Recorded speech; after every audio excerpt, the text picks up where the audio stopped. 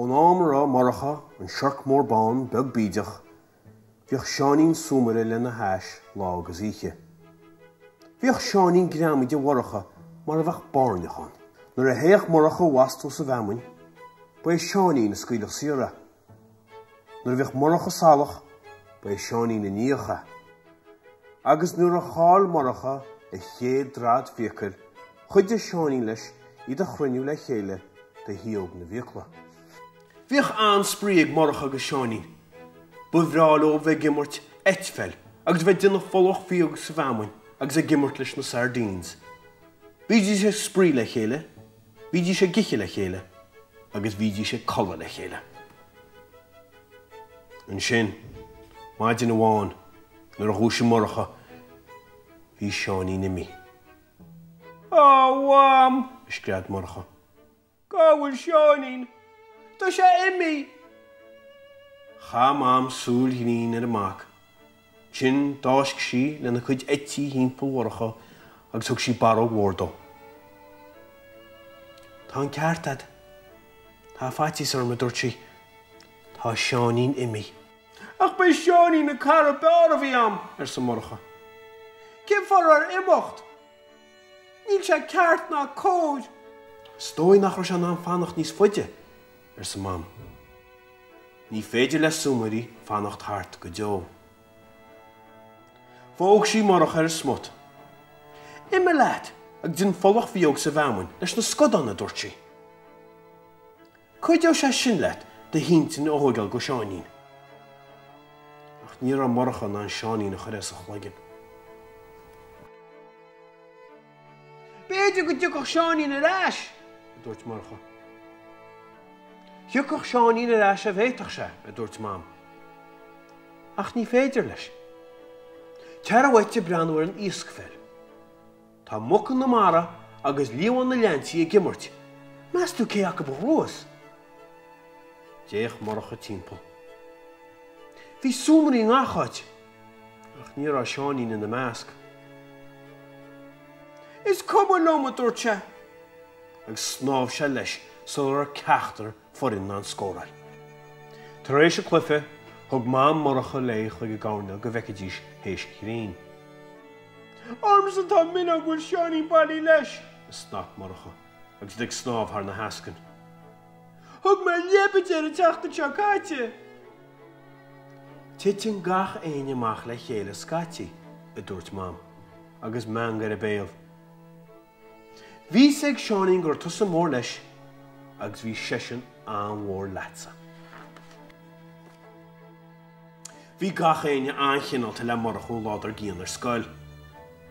Tugadh ceadú fannacht ag sprí ar a maidide rirá cho fad agus bhí sé ghearra. Ná cáil de bhisteach, dúirt máilead. Tá neataí a Scéile sa bharige. Ach níl an seanín eile, dúirt marcha, agus é ribal ag sioscanacht agus ag snámh isteach sa bheamain. Bhí marcha fós ag smúteach sa bheamain na tháinig mám le na hOrtaibháil ón Scéal. Níl is síl mar a chéad ar is a seanín, dúirt marcha. Tá sam ar sa mám. Ach níor bhá le seanín thu eiceáil mí honna. Ar bhá? Níor bhá, dúirt marcha, agus man go beag bránach ar a bhéal. Bhí an tálam gur bé an cara bear a bhí am ar sa marcha, agus tochtar. Faríon nach bhfuil tean seo níos. Arí muim go mór sinna. Uaireanta, is maithan rud deora héilt ar sa mám. Chaon marcha isce chin nuair go bheasca chu deora gorte le sáile na farige dán daracha. Dar do mám marcha le go cinálta faoin na heite, agus fróir sí steach ar a tánaia. Bhreanna sé amach ar a trábh rá bháin, agus ar a spéir olmhór gharm, agus na tonta boga cinálta a moga nún san áil. Tásúla bhfuil seanín sásta hébíáilte, is sa marcha. Tá me cínta go bhfuil ar sa mám. Tá ocras orm ar sa marcha. Gaile bhaite go dtíon raic ar sa mám. Lá saigh warcha suas. Cabhróir héadís go dtíon raic. Níor haine se le mám nar bheith murcha giche brúscar.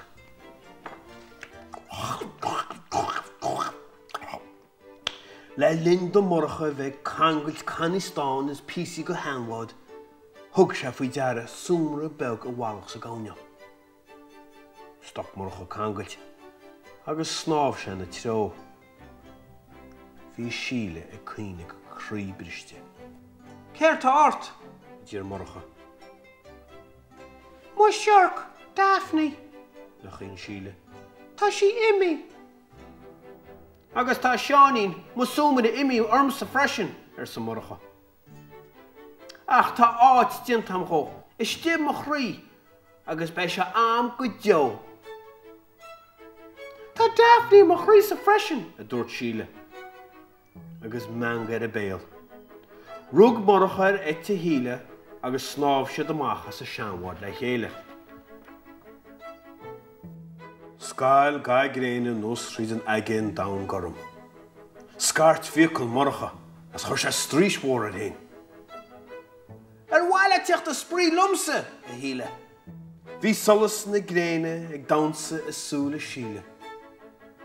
Ba bhreálam teocht a sprí leat, le dúirt sí.